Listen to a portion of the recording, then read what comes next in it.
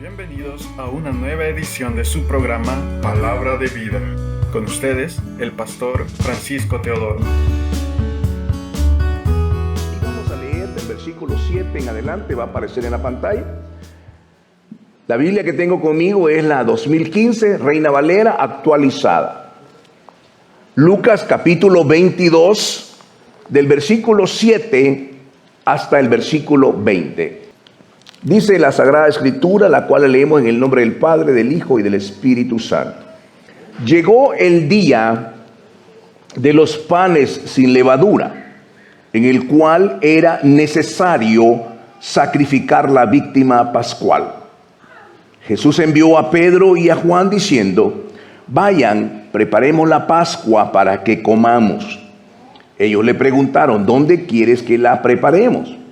Él les dijo: he aquí, cuando entren en la ciudad, les saldrá al encuentro un hombre llevando un cántaro de agua. Síganlo hasta la casa a donde entre. Díganle al dueño de la casa: el maestro te dice, ¿dónde está la habitación en la que he de comer la Pascua con mi discípulo? Y él les mostrará un gran aposento alto ya dispuesto. Preparen ahí. Fueron pues y hallaron como les había dicho y prepararon la Pascua. Cuando llegó la hora, se sentó a la mesa y con él los apóstoles. Y les dijo: cuánto he deseado comer con ustedes esta Pascua antes de padecer. Porque les digo que no comeré más de ella hasta que se cumpla en el reino de Dios. Luego tomó una copa y habiendo dado gracias dijo: tomen esto y repártanlo entre ustedes, porque les digo que desde ahora no beberé más del fruto de la vid hasta que venga el reino de Dios. Entonces tomó pan y habiendo dado gracias lo partió y les dio diciendo: esto es mi cuerpo que por ustedes es dado. Hagan esto en memoria de mí. Asimismo, después de haber cenado, tomó también la copa y dijo: esta copa es el nuevo pacto en mi sangre que por ustedes se derrama. Este es un día muy, pero muy especial. Y yo quiero estimularle a usted a que preste toda su atención. Porque es muy importante lo que vamos a compartir en el día de hoy. Normalmente, cuando crecimos en nuestros hogares, se nos explicó muchas cosas en la tradición religiosa sobre la Pascua, por ejemplo. Conocimos esto como el Domingo de Ramos y fuimos con una, ¿cómo se llama? Una ramita, ¿verdad? De palma, y bien bonita la ramita, ¿verdad? Y le echamos un poco de agua bendita y creímos que eso era el Domingo de Ramos. Sin embargo, aunque lo hicieron con buenas intenciones, pero no nos dijeron lo que dice las Sagradas Escrituras. Hay mucha ignorancia en lo que nos enseñaron y nunca lo preguntamos porque lo recibimos de buen corazón de nuestros padres. Cuando estudiamos la palabra en el capítulo 21 de Mateo y Lucas 19, nos damos cuenta dónde apareció el día de Domingo de Ramos. Jesús está entrando en un pequeño asno y la multitud viene. Y entonces, cuando Jesús está entrando, entra la multitud y dice: Hosana, Hosana, bendito el que viene en el nombre del Señor. Sale la multitud. Hosana significa en el griego: sálvanos ahora. Sálvanos ahora. Todo el mundo está celebrando, excepto Jesús. Jesús está llorando. Porque cuántas veces quise guardar tu vida, cuántas veces, pero no quisiste. Por tanto, serás derribado tú y tus hijos. Y vendrá el juicio, porque no conociste el tiempo de tu visitación. El día domingo están con las ramas y le tienden los mantos, y Jesús, en vez de ir al palacio de Herodes, se dirige a la iglesia. ¿Y qué encuentra en la iglesia? Encuentra que están vendiendo animalitos para sacrificarlos. Y ve que es un mercado. Y voltea las mesas. Y dijo estas palabras: han convertido la casa de Dios en una cueva de ladrones. Y la iglesia se vació totalmente, se fueron todos. Jesús se quedó ahí en la iglesia con sus discípulos. ¿Y quiénes vinieron? Vinieron los mancos, los ciegos, los enfermos. Todos los que estaban oprimidos vinieron y fueron sanados en él. Qué impresionante el momento en el que esa Pascua, no teníamos que entenderla, que la Pascua es Cristo. El apóstol Pablo lo dijo, Cristo es la Pascua. Hay 3 fiestas, en realidad hay 7 fiestas judías, pero 3 son importantes. La Pascua, que se celebraba en el día 14 del primer mes. Luego celebraban 50 días después el Pentecostés y finalmente la fiesta de los tabernáculos. Eran las 3 fiestas más importantes y se celebraban en Jerusalén. Eso es muy importante entenderlo. Ahora, ¿dónde aparece la Pascua? ¿De dónde sale? Bueno, esto aparece en el libro del Éxodo capítulo 12. Se lo voy a narrar porque es largo. ¿Qué sucedió ahí? Es la 10ª plaga. Es la última plaga para que Faraón pueda ser sometido bajo el poder de Dios. Él había endurecido su corazón y entonces viene la última plaga. Era la muerte de los primogénitos. Era el juicio sobre Egipto. ¿Qué hizo Dios para llamar a esto Pascua? Pascua significa en el hebreo Pesaj, que significa pasar de largo, saltar. Eso significa Pascua. La Pascua nunca tiene que ver, hermano mío, con huevitos, ni con ratones, ni con, ¿cómo se llama? Ni con conejos. Eso no es eso. Eso no es la Pascua. ¿Me entiende? Pero esa es la tradición. Los niños se alegran porque le dan dulcitos en los huevitos, pero eso no es la Pascua. La Pascua significa pesar, que es dejar pasar. Eso significa.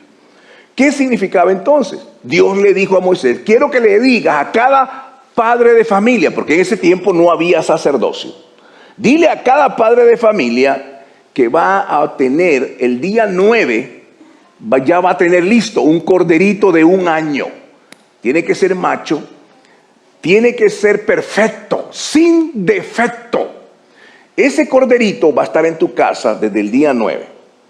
Ya el 10 está listo, tienes que prepararlo, porque el día 14 va a morir. Curiosamente, ese fue el mismo día que Cristo murió. Interesante. Era una señal, ese corderito era una señal de Cristo. Ese corderito lo van a cocinar, van a derramar su sangre en un balde.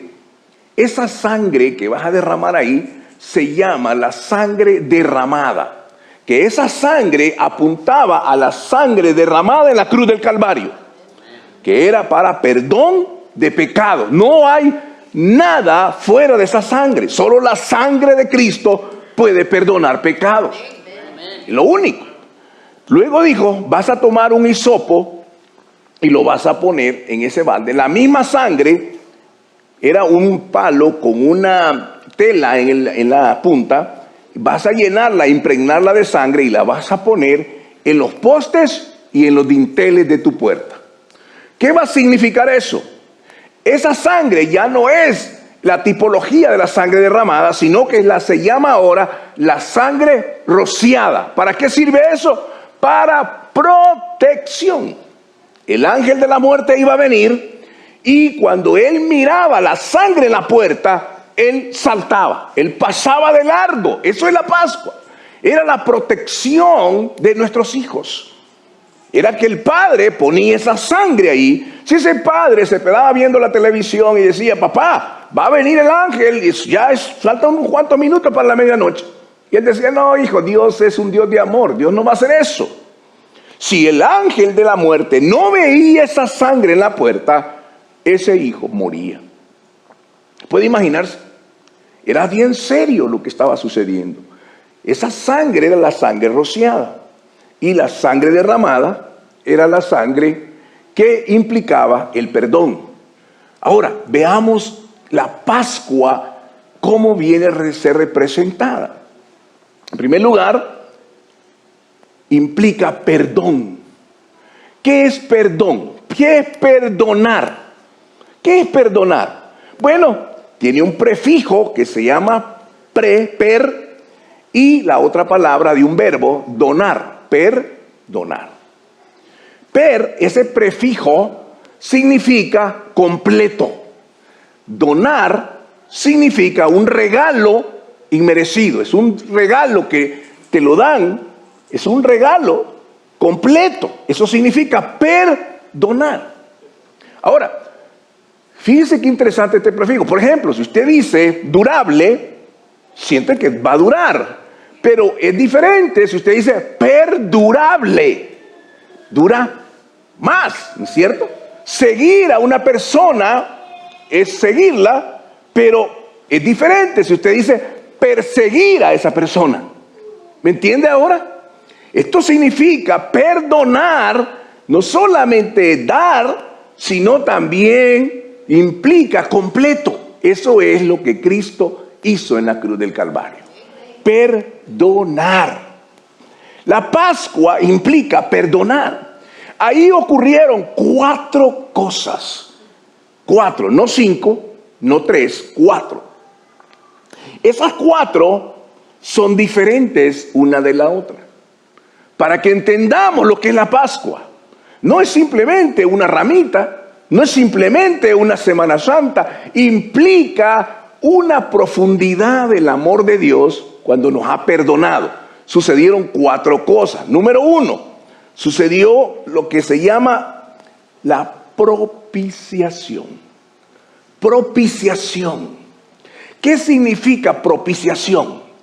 Significa aplacar la ira de Dios. Porque la paga del pecado es muerte. Pero la dádiva de Dios es vida en Cristo Jesús. Número 1, propiciación. ¿Recuerda aquellos 2 hombres que estaban orando en el templo en Lucas 18? Uno decía, oraba consigo mismo: Señor, te doy gracias porque lo que yo soy. Gracias porque doy diezmo de todo lo que gano. Hago todas estas cosas, Señor. Vengo a la iglesia y hago todas estas cosas. Te doy gracias porque no soy como este vil pecador que está a mi lado. Eso es lo que estaba diciendo. Y el pecador estaba de rodillas y se golpeaba el pecho. Y decía: Señor, perdóname. Sé propicio a mí, propicio, porque soy un pecador. La palabra propiciación implica misericordia.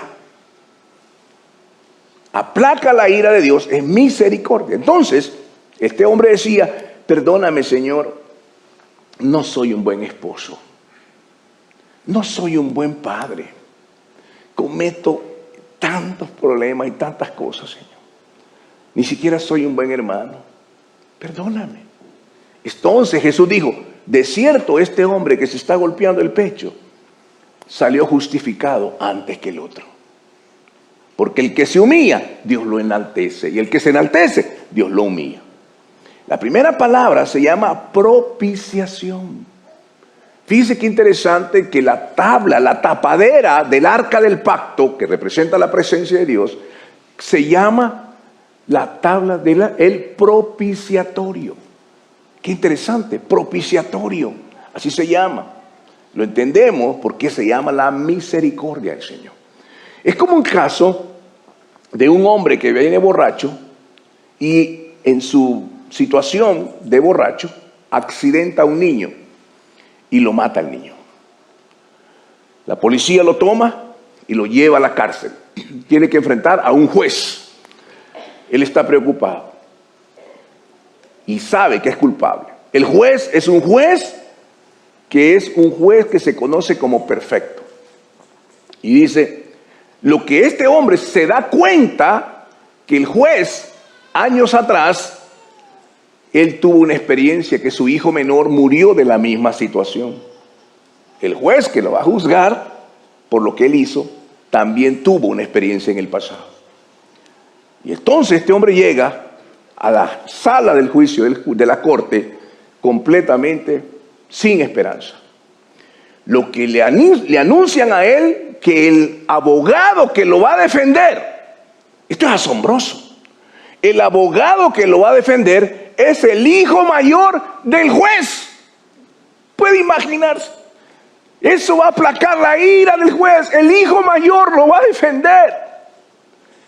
Pero como ese juez es justo, declara la sentencia y dice culpable. Así que el hombre es culpable. Lo más asombroso de esta propiciación es que la paga del pecado es muerte, tiene que morir, tiene que pagar la condena, y el hijo, el abogado, el hijo mayor del juez dice: yo voy a pagar esa condena. ¿Pueden imaginarse? Aquel hombre que no tiene esperanza ahora está viendo la misericordia. El abogado que lo defiende es el hijo mayor del juez, y ese abogado dice: yo voy a pagar la pena por él. Eso se llama propiciación, es aplacar la ira de Dios. Número 2, la segunda cosa que ocurrió en el Calvario se llama la redención. ¿Qué es la redención? Hermano, la redención, ¿cuántos sabemos que Cristo es nuestro redentor? Pero lo entendimos. Oiga, redención significa liberar a un esclavo pagando un rescate. Es estar en la prisión y alguien dice: yo voy a pagar el precio para que sea libre. Pero la redención que Cristo hizo es que éramos esclavos del pecado. El pecado que nos lleva a la muerte. Y la paga del pecado es muerte. La redención es que Cristo pagó el precio más alto que debía pagarse para que hacernos libres. ¿Cuál es el precio? Su sangre. La sangre derramada. ¿Te acuerdas del corderito? Esa sangre derramada, Cristo la paga para que usted y yo ahora estemos aquí sentados, escuchando y alabando al Señor. Alguien diga gloria a Dios, aleluya. ¿Se da cuenta la importancia de entenderlo? La segunda cosa que ocurrió es la redención. La redención. Dios nos ha redimido y pagó el precio, el más alto precio que podía pagar, es la sangre de su Hijo, para que usted y yo ahora seamos libres de condenación y del pecado. Tenemos que entender lo que es la Pascua. Número 3, ocurre la expiación. ¿Qué es la expiación? Bueno, en la redención estamos libres, ¿verdad? Pero sigue todavía la gente viendo: este hombre es un pecador, este hombre hizo esto. Viene todavía la transgresión en nuestro corazón, está enfrente, mi pecado está frente de mí. ¿Qué significa la expiación? La expiación significa remover la transgresión, la remueve y sale de ese corte y dice: eres inocente. ¿Inocente? Eso no, ¿cómo inocente? Y viene y llega a su vecindario y dice: ese hombre es el que mató al niño, ese hombre es el culpable, ese hombre hizo esto. Entonces la culpa empieza a tomar lugar, pero el juez dijo: ya eres libre, puedes irte, eres inocente, porque alguien pagó por ti el precio más alto que podía pagarse, la sangre de Cristo. Ahora es libre y él sale y dice: estoy libre. Pero el vecino de enfrente, el compañero de trabajo, el amigo tuyo, y te dice: oye, pero tú eras mira lo que hiciste. Y entonces trae la culpa sobre su vida. Lo que se llama, en este caso, la expiación es cubrir, remover la transgresión. Y el número 4 que sucede se llama la remisión. ¿Qué es la remisión? Aleluya. La remisión, hermano, es que Dios te quita la culpa. Te quita la culpa. Y envía todo. Se llama enviar lejos nuestras transgresiones. Dios envía hasta el fondo del mar todas las transgresiones. Y nadie más te puede culpar, porque dice el libro de los Romanos, ninguna condenación hay para los que están en Cristo Jesús, Señor nuestro. ¿Se dan cuenta? 4 cosas sucedieron en ese Calvario, en esa cruz bendita, donde Cristo fue lastimado, herido por nuestros pecados, molido por nuestros pecados. Bueno, recuerde lo que dice, y vamos a ver el capítulo 1, versículo 29 al 34, cuando aparece Juan el Bautista. ¿Qué dice? He aquí el Cordero de Dios que quita el pecado del mundo. ¿A quién estaba refiriéndose? A Jesús. He aquí el Cordero de Dios, ese Cordero que estaba cuando lo hacían la fiesta de la Pascua. Ese Cordero, ¿saben lo que significaba? ¿Cómo lo hacían? Cuando la familia tenía que celebrar la Pascua, tenía que tener y comprar un corderito. Era de leche y tenía que tenerlo, tenía que ser de 1 año para sacrificarlo. Lo llevaban con sus niños, lo compraban, llevaban el corderito a casa. Y los niños se enamoraban del corderito. Era como una mascotita. Mi corderito. Lo cuidaban, le daban de comer, dormía con ellos el corderito. Entonces, llegaba la fecha de la Pascua y ellos tomaban el corderito del papá y decían, tenemos que ir a Jerusalén, niños. Ya iban felices en el camino. Y cuando ellos iban, el corderito iba con ellos, porque era un corderito que ellos ya tenían cierto amor con el corderito. De repente, el papá tomaba el corderito y se lo daba al sacerdote, al levita. Y el sacerdote, ¿qué hacía con el corderito?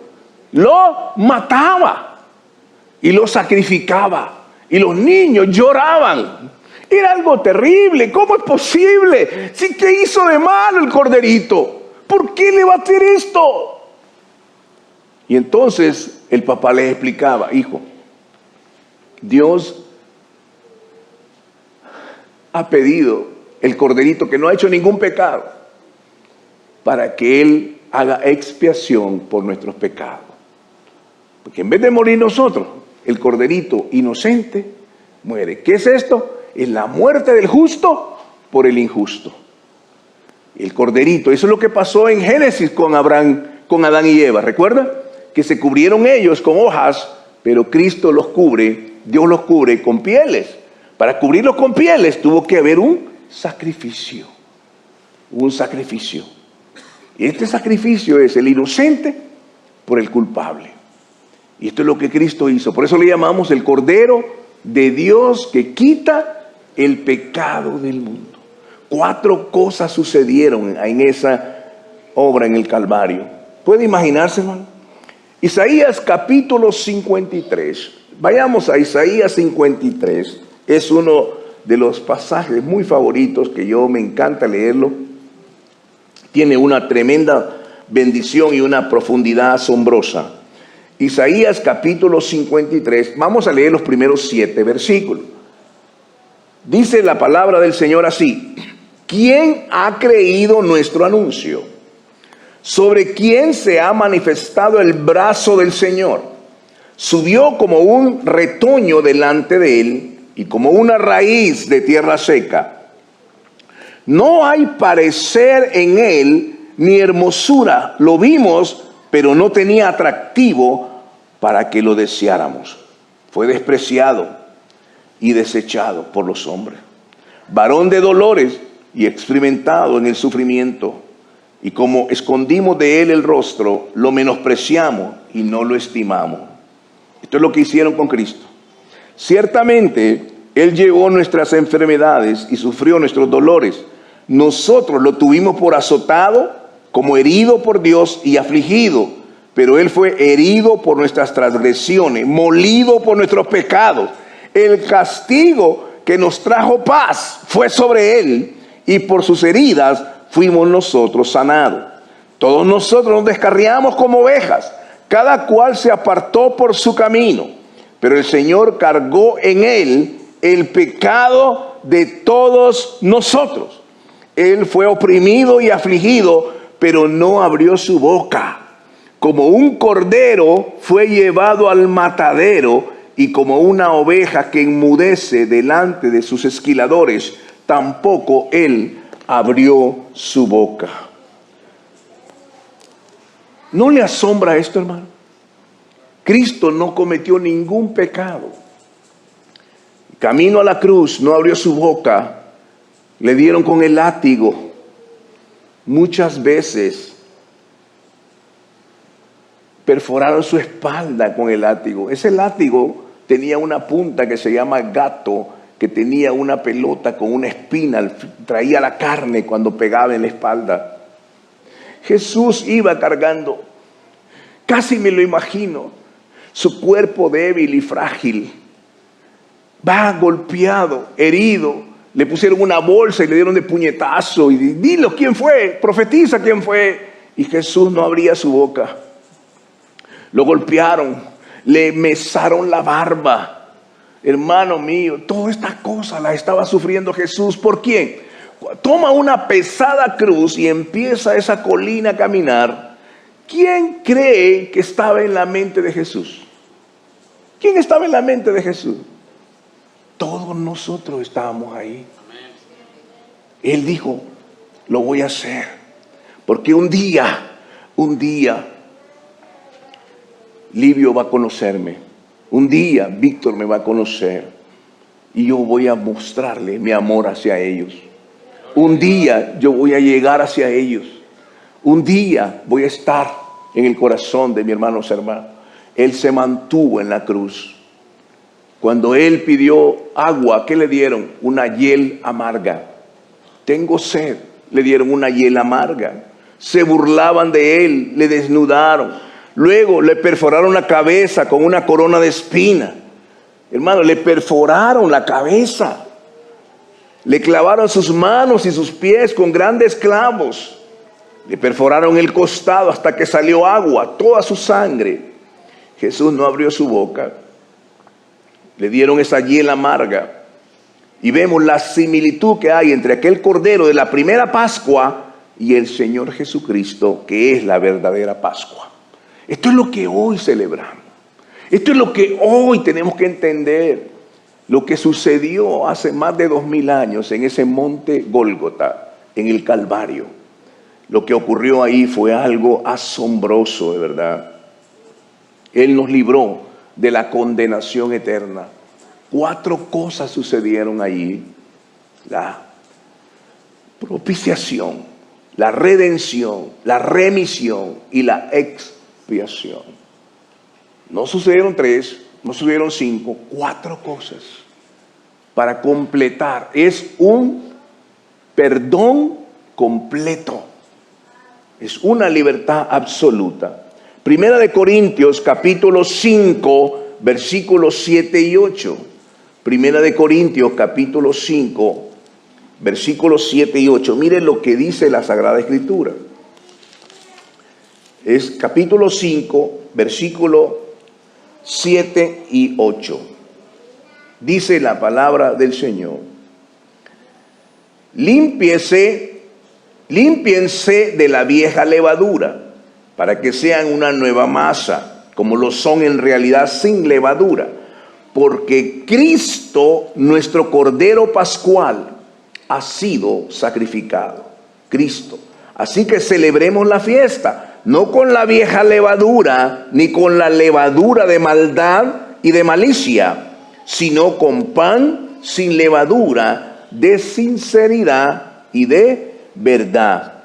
Esto es lo que dice. Tenemos ahora que lo que vamos a hacer, entender que la cena del Señor es un acto de gratitud por lo que Él hizo en la cruz del Calvario, que nosotros, hermanos, no lo merecíamos. No lo merecíamos. Por eso no cree que duele en el corazón cuando dice, vamos a la iglesia. No, hoy no tengo tiempo. Vamos a recibir la instrucción el miércoles. No, hoy no puedo. A veces ignoramos lo que Cristo hizo en la cruz del Calvario, porque nuestro corazón está endurecido, porque no entendimos, porque las tradiciones invalidan el poder de Dios. Eso es lo que Jesús dijo.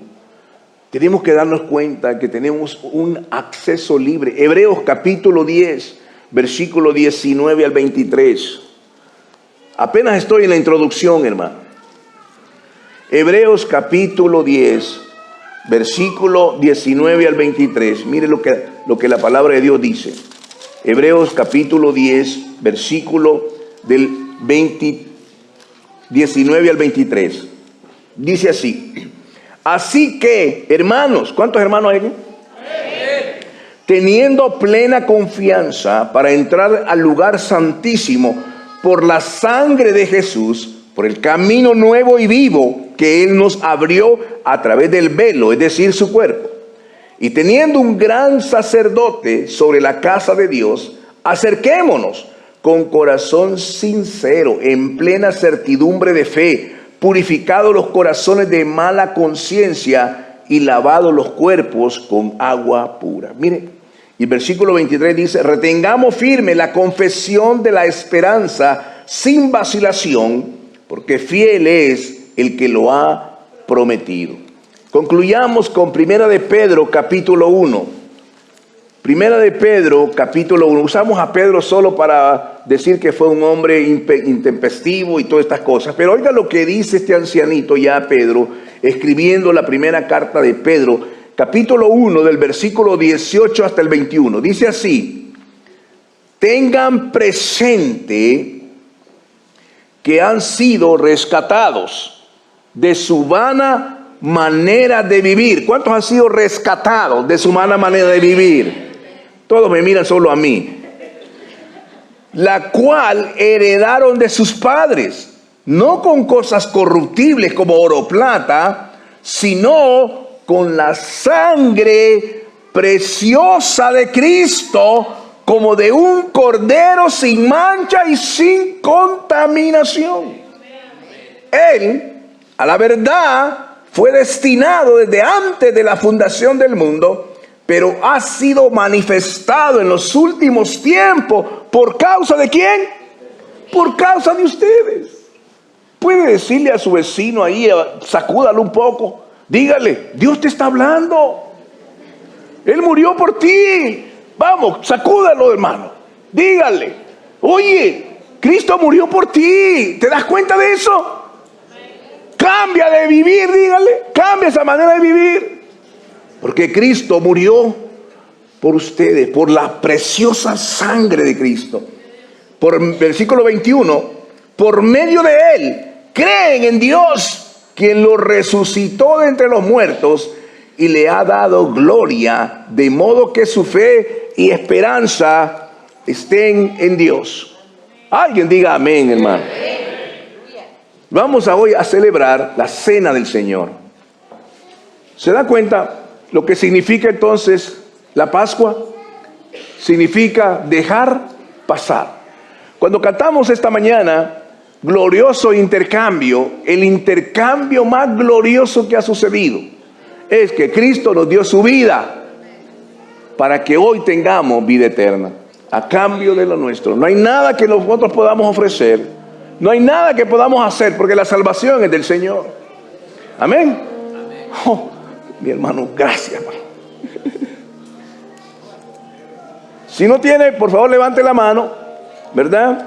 Y vamos a participar hoy con total y absoluta reverencia, que es un momento en el cual, hermano, Cristo hizo 4 cosas en esa cruz. La propiciación aplacó la ira de Dios, la redención pagó el precio más alto que pudo pagar, la culpa envió lejos nuestras transgresiones, y también la expiación que removió cada una de esas transgresiones. Qué lindo es el Señor. Amén. Entonces Él dijo: celebren la cena, para celebrar esa Pascua, porque esa es la Pascua. Celebremos esto porque estamos invitados a la cena con el Señor. La palabra del Señor dijo a través del apóstol Pablo lo siguiente: porque yo recibí del Señor la enseñanza que también les he transmitido, que el Señor Jesús, la noche en que fue entregado, tomó pan y habiendo dado gracias, lo partió y dijo: tomen, coman, este es mi cuerpo, que por ustedes es partido. Hagan esto en memoria de mí. En memoria del Señor participemos del pan. Amén. Amado Señor, gracias por este momento tan especial.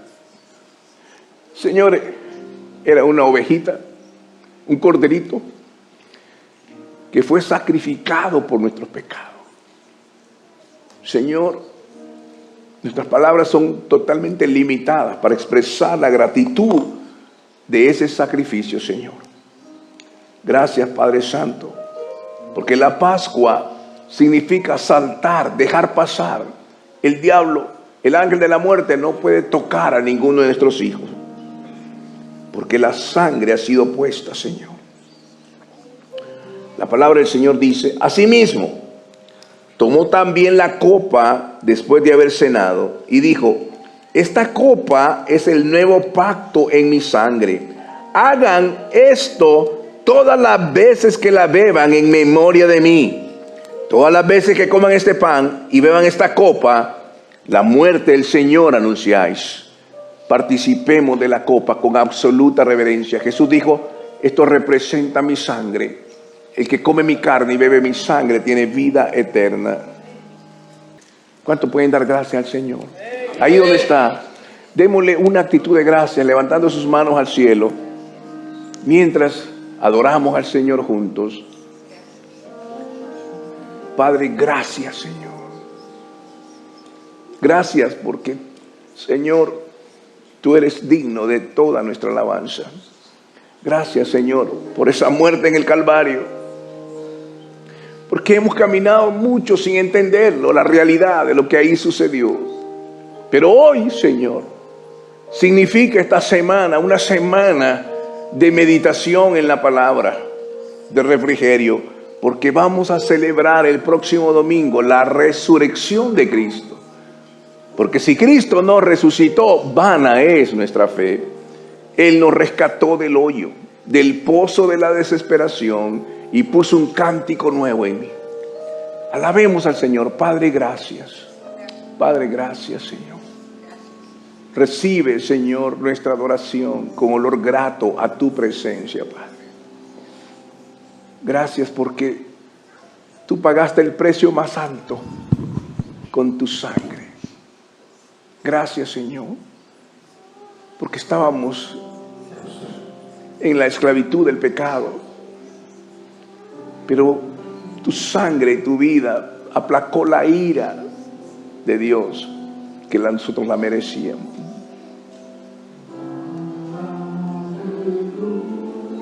Vamos, todos levantando sus manos al cielo. Aleluya.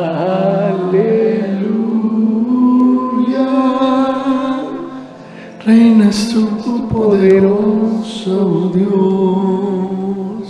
Gracias, Señor. Aleluya. Cántelo con todo su corazón. Aleluya.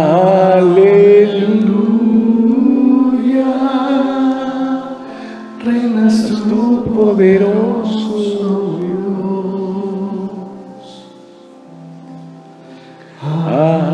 Aleluya.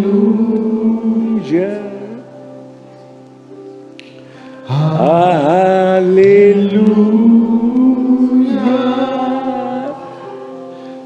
Santo. Oh, iglesia. Santo. Con todo su corazón.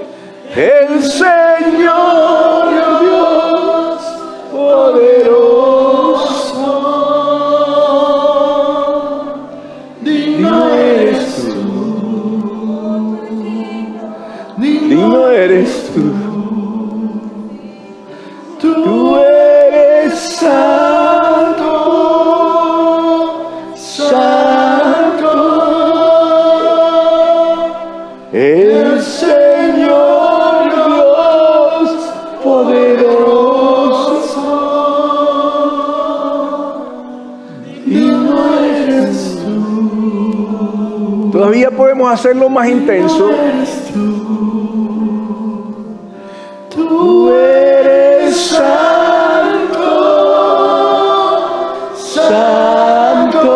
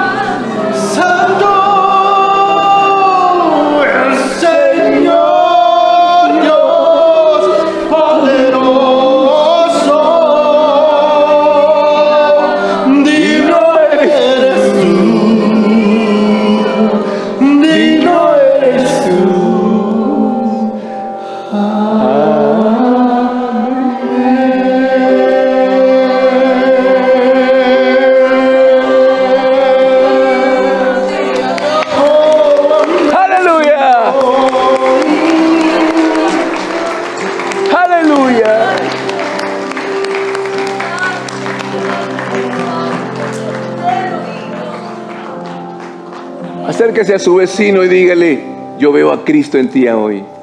Aleluya. Pero sonríale: yo veo a Cristo en ti hoy. Aleluya. Yo veo a Cristo en ti. Abrace a su esposo. Abrácelo. Yo veo a Cristo en ti hoy. Yo veo a Cristo. También que la paz y la bondad del Señor Todopoderoso sea con cada uno de ustedes. En el nombre del Señor. Amén y amén. Dios les bendiga. Hemos llegado al final de su programa Palabra de Vida. Le invitamos a mantenerse en sintonía de nuestra próxima edición. Asimismo, le invitamos a interactuar con nosotros en nuestra página de Facebook Palabra de Vida y en el canal de YouTube del Pastor Francisco Teodoro. Que Dios les bendiga.